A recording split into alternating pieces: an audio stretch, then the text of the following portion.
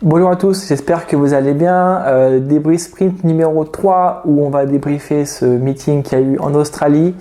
Voilà, bon, on est dimanche, il est 18h30 pour ma part. Je carbure encore au café. Donc ouais, non, plus sérieusement, on va débriefer ce meeting en Australie. On va parler des qualifications, des courses sprint, de la course principale. Et on va faire un petit point sur les pilotes, le classement, et on va voir ce qu'on en pense de ce meeting en Australie. Donc c'est parti.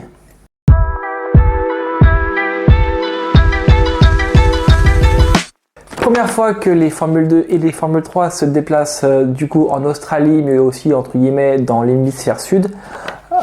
C'est une grande première, donc c'est le premier test pour les Formule 2 et les Formule 3. Du coup complètement décalé pour nous, donc ça se passe pendant la nuit pour nous et le matin et l'après-midi là-bas. Donc on vit un peu ce que vivent les Américains ou même les Australiens quand ils regardent la Formule 2 et la Formule 3 ou voir la F1.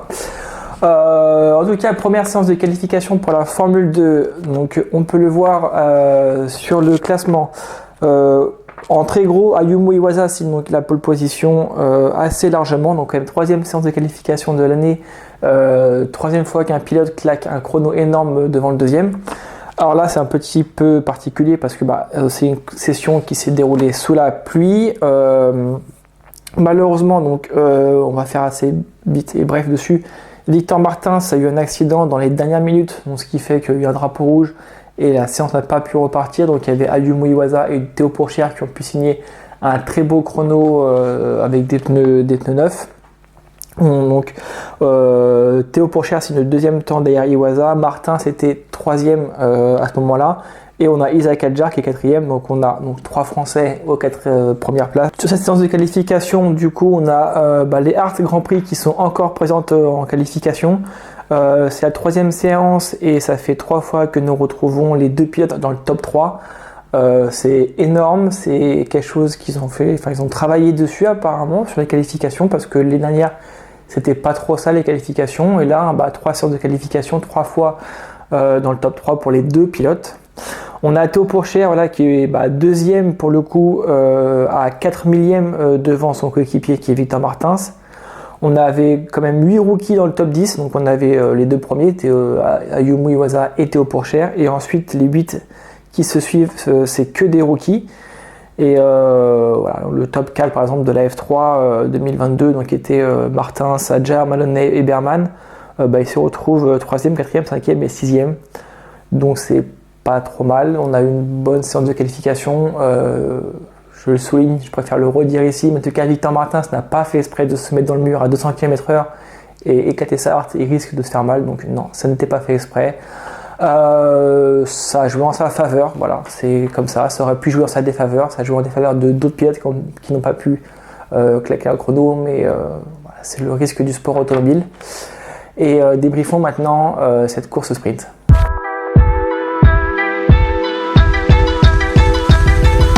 Pour la course sprint, c'était une course en demi-teinte. On s'est un peu ennuyé sur la première partie de course, mais tout s'est emballé par la suite. Donc on avait Denis Hugger en pole position suite à la grille inversée, donc il était 10e en en pole position. Donc là, voici le classement de cette course. On va pas non plus détailler tour par tour, mais on va parler des plus gros points. Donc Denis Hugger a remporté la course assez facilement, il n'a pas été inquiété de la course. On a un premier podium pour les deux rookies qui sont Jacques Crawford et Kouchmaini. Ils sont 2e et 3e sur la grille, donc ils n'ont pas bougé de leur place. On a Arthur Leclerc qui fait encore une fois une très belle prestation avec une 4e place. Le fait marquant de cette séance de qualification, alors pour en parler vite fait, on arrive peu après la mi-course, ou peut-être un peu après mi-course, il se met à avoir un accident avec Correa et Jacques Douane, safety car, sauf que là, on annonce dans quelques radios des pilotes qu'il commence à pleuvoir et que la pluie arrive. On a Théo Pourchaire par exemple qui était 11e à ce moment-là, lui n'était pas dans les points parce qu'il faut être dans le top 8. Groupe Harry de Hart, on s'arrête, Coco, on met des pneus pluie, tu repartiras, je sais plus d'était combien, mais peut-être 16, 17e, 18e. Tu repartiras derrière la safety car, et puis s'il se met à pleuvoir, tout le monde devra rentrer, et puis ça aurait été la win assurée assez facilement si la pluie se présentait vraiment et si la safety car rentrait au stand assez vite. Le tour d'après ou quelques tours après, c'est Victor Martins qui était lui 7ème qui rentre au stand et qui prend le pari de mettre aussi des pneus pluie sous safety car. Donc pareil, il met ses pneus pluie, il rejoint la file de la safety car.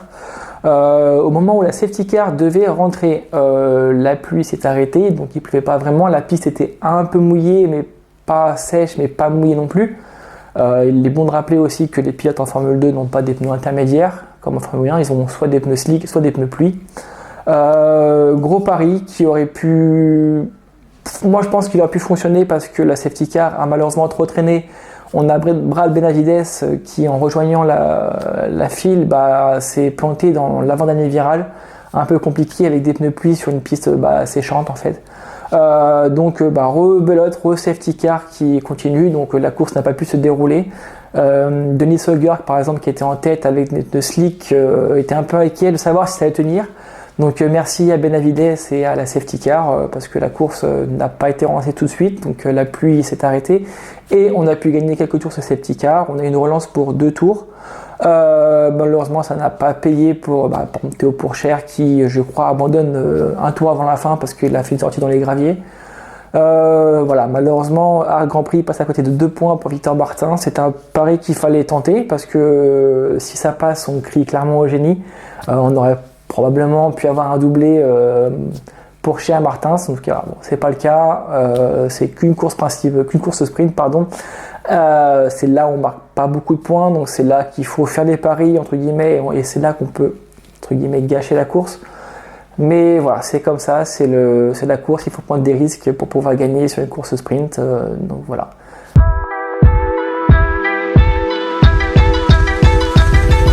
On a encore été gâtés avec cette course principale, alors je vous laisse me dire dans les commentaires si vous plutôt vous avez aimé ou si vous avez trouvé ça plutôt un fiasco.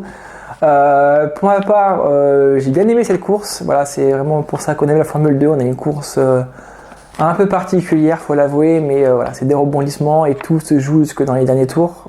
Alors, pas pour faire la victoire forcément, mais voilà, tant qu'on n'a pas passé la ligne, on n'est pas sûr de marquer des points. Donc voilà le classement de cette course principale à Yuma Iwasa, donc qui partait en pole position, s'est imposé assez largement, sans problème.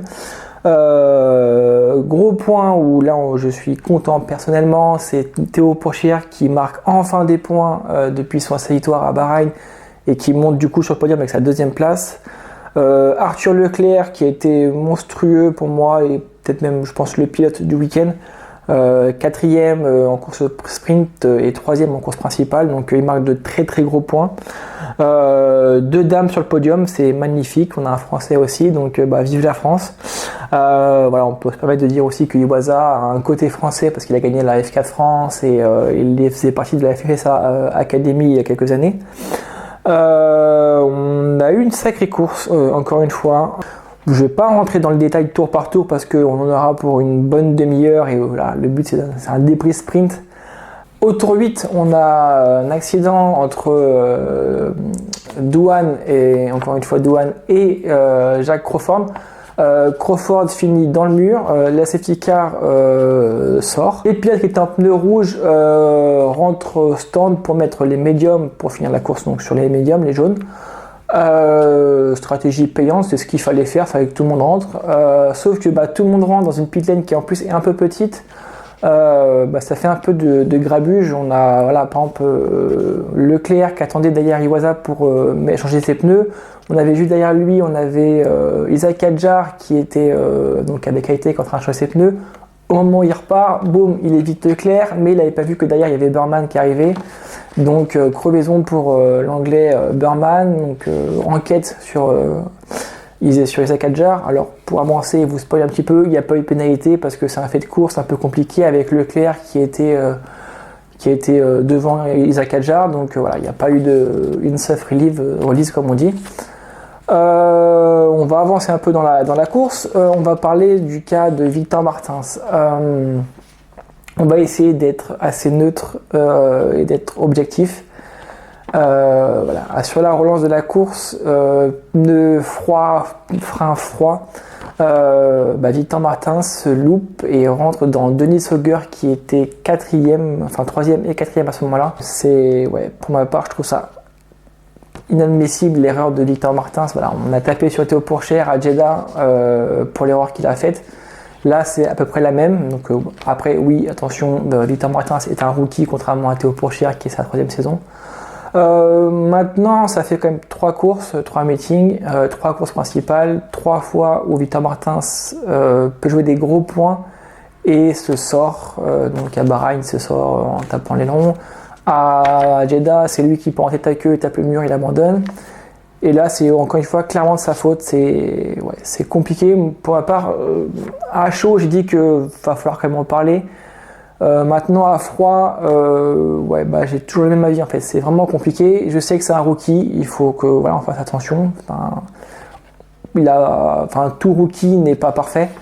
Et par contre, ce que je trouve dommage, c'est que c'est un pilote excellent. C'est peut-être probablement l'un des meilleurs pilotes de cette saison en fait. Et on ne peut pas faire des erreurs comme ça.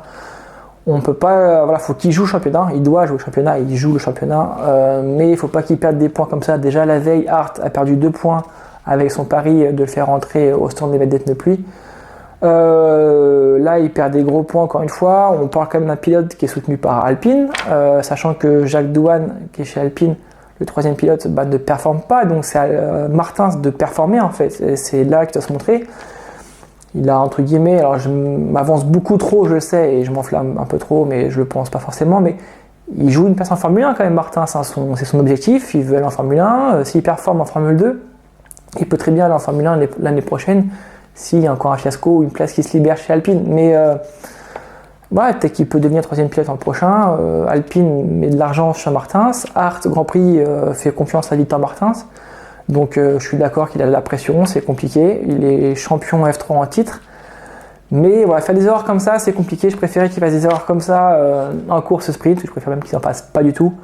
Maintenant c'est dommage parce que pour ma part je suis très exigeant avec lui parce que c'est champion en titre, il est excellent, c'est un très bon pilote, c'est une très bonne personne, j'adore Victor franchement.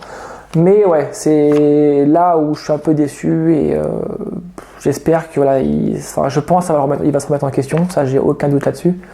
Mais il va falloir qu'il marque des gros points en course principale pour pouvoir jouer le titre face à Yuma Iwasa ou Théo Pourchaire notamment. Parlons de Isack Hadjar. Alors c'est marrant ou pas, mais quand on a su qu'il allait chez Hightech, on s'est tous dit il va dans l'équipe un peu poissarde et ça n'a pas manqué, le vent n'a pas tourné chez Hightech.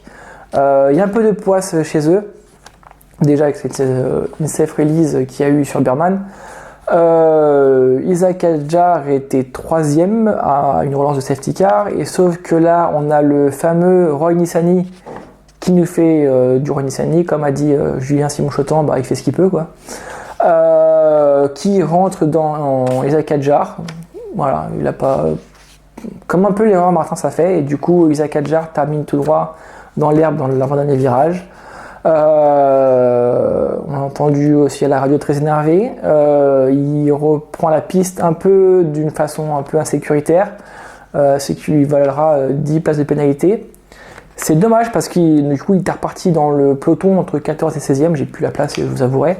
Il finit la course à la 8e place, il a fait une excellente course, il a fait un excellent week-end.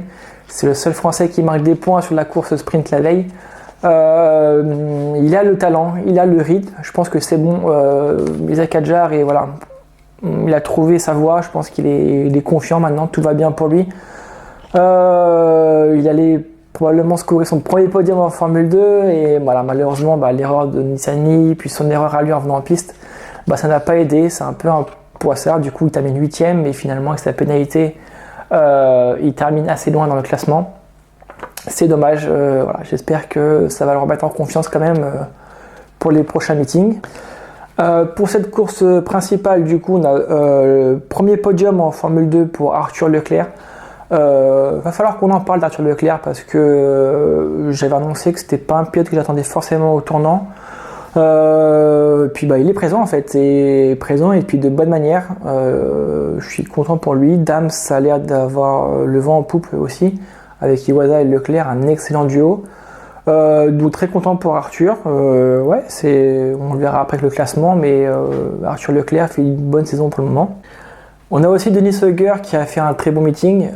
Il a fait une très bonne course sprint en la gagnant la veille. Et sur cette course principale, il partait donc 10e, il est remonté jusqu'à la 3e place avant son accident avec Victor Martins. Très bon Norvégien ce week-end, ça fait déjà 2 week-ends de suite où il y a quelques petits problèmes, mais qu'en course en tout cas il est là, il a le rythme. C'est dommage pour lui avec l'accident avec Victor Martins, mais en tout cas il faudra compter sur Denis Heuger pour la suite du championnat. Enzo Fittipaldi a fait clairement un week-end 0, absent. Sur la course sprint, il se plante dans le mur sur le tour de mise en grille. C'est même pas le tour de chauffe, c'est le tour de mise en grille. Il se plante dans le mur et Ralph Boschung aussi qui était leader de championnat. On a Richard Verschoor qui a fait une belle remontée. Il a gagné 11 places. Il partait 18e et il a fini à la 7e place. Donc pas mal pour le pilote Van Amersfoort Racing.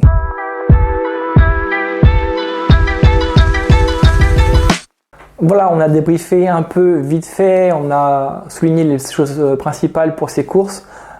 Si vous voulez les revoir, c'est disponible sur MyCanal. On a 4 semaines de pause, donc vous avez le temps de les revoir. On a eu un sacré meeting. Donc du coup, là, petit point sur le classement des pilotes. On a Ayumu Iwasa donc, qui prend la tête du championnat devant Théo Pourchaire. Donc Théo Pourchaire qui reste toujours 2e au classement. On a Fred Vesti 3e, Ralph Boschung qui reste quand même 4e. Et comme indiqué, on a Arthur Leclerc qui est 5e. C'est le premier rookie au championnat. Il score des points à peu près partout, donc tant mieux pour lui. Va falloir surveiller du coup, je pense, pour l'instant, Iwasa et Théo Pourchaire pour le titre. Alors après, c'est que le 3e meeting sur les 14 de prévu, on va pas commencer à s'enflammer. Mais on a Victor Martins qui pointe à la 12e place avec 17 points, Isaac Hadjar 13e avec 11 points. Donc il y a beaucoup de pilotes très bons, donc tout le monde peut mettre des gros points. Rien n'est joué pour l'instant. Une victoire c'est 25 points, donc sur une course principale, donc on rajoute 25 points par exemple à Isaac Hadjar qui est 13e, il va vite remonter au classement. Donc je suis pas inquiet pour nos Français ou même les autres pilotes. On va voir au fur et à mesure de la saison. Peut-être qu'on verra un peu plus que Iwasa et Théo par exemple. Ou peut-être que Vesti va pointer le bout de son nez. Ou Daruvala, comme le fait par moment, il va nous claquer 2 podiums par week-end. Donc c'est à voir pour la suite du championnat. Voilà pour le classement des pilotes. Après il faut savoir, c'est Dams qui est en tête du classement des équipes devant Hard Grand Prix. On va faire un petit débrief de ce week-end à Melbourne, voir ce que j'en pense. En tout cas, moi, j'ai adoré. Alors, c'est vrai que les horaires, c'est un peu compliqué. Je vous cache pas qu'il est 19h, je vais aller me coucher pour un dimanche soir. Non, c'est une vraie expérience, c'est cool. Concernant le circuit, c'est validé, clairement. C'est vrai qu'on a eu des commentaires sur Twitter. Oui, c'est un peu un circuit compliqué, beaucoup de safety cars en Formule 3, en Formule 2. C'est vrai. Sauf que, en fait, c'est l'antichambre de la Formule 1. On a probablement 2-3 pilotes de Formule 2 qui vont aller en Formule 1 l'année prochaine, donc il faut rouler sur les circuits où les Formule 1 vont, donc c'est plutôt pas mal. C'est cool que sur un meeting où on a 444 000 personnes sur tout le week-end présentes puissent découvrir la Formule 2 et la Formule 3. On a beaucoup de pilotes australiens par exemple, donc c'est plutôt pas mal, c'est une bonne expérience. Normalement, petite info, les coûts de transport ont été pris par le promoteur du circuit et par la Formule 2. Par exemple, le carburant, je sais qu'il était présent dans un entrepôt, par exemple, depuis le mois de décembre l'année dernière. Donc, c'est des coûts qui ont été un peu amortis et un peu avancés. Donc moi, personnellement, je valide Melbourne. J'ai mis sur Twitter un petit sondage, je reprends mon téléphone, pour savoir ce que vous en pensez. En tout cas, j'ai posté ça par exemple, ceci il y a un peu moins d'une heure. Sur 182 votes, on a 72% de on garde Melbourne au calendrier, et 28% qui m'ont dit on ne garde pas. Donc dites-moi en commentaire ce que vous en pensez, savoir si on garde ou pas. Pour ma part, on garde, c'est validé pour ma part en tout cas. J'espère qu'on aura un week-end à Melbourne l'an prochain pour la Formule 2 et pour la Formule 3. Voilà, ce débrief sprint est terminé pour l'Australie. J'espère que j'étais assez complet, que je pense qu'il y a, pour ceux qui n'ont pas pu voir les courses, pourront s'y retrouver avec ce petit débrief. En tout cas, merci beaucoup. On se retrouve dans 4 semaines du coup, parce qu'il n'y a pas le Grand Prix de Chine entre les deux. Dans 4 semaines à Bakou, où il n'y aura que la Formule 2 présente. La Formule 3, ce sera à Imola au mois de mai. La Formule 3 sera en essai 2 jours à Imola mi-avril. Non, je n'y serai pas. Voilà, des essais privés pour les Formule 3. On se retrouve dans 4 semaines pour Bakou, où en général, c'est aussi un week-end très mouvementé en Formule 2. Donc voilà, merci beaucoup d'avoir été présent ce week-end sur Twitter. Dites-moi en commentaire ce que vous voulez voir sur la chaîne ou autre, ou des merci, des bisous, des t'es nul, ce que vous voulez. En tout cas, voilà, c'est important de voir vos avis, ça permet de progresser un peu sur la chaîne. En tout cas, merci beaucoup à vous, je vous souhaite une très bonne semaine et puis à bientôt. Ciao.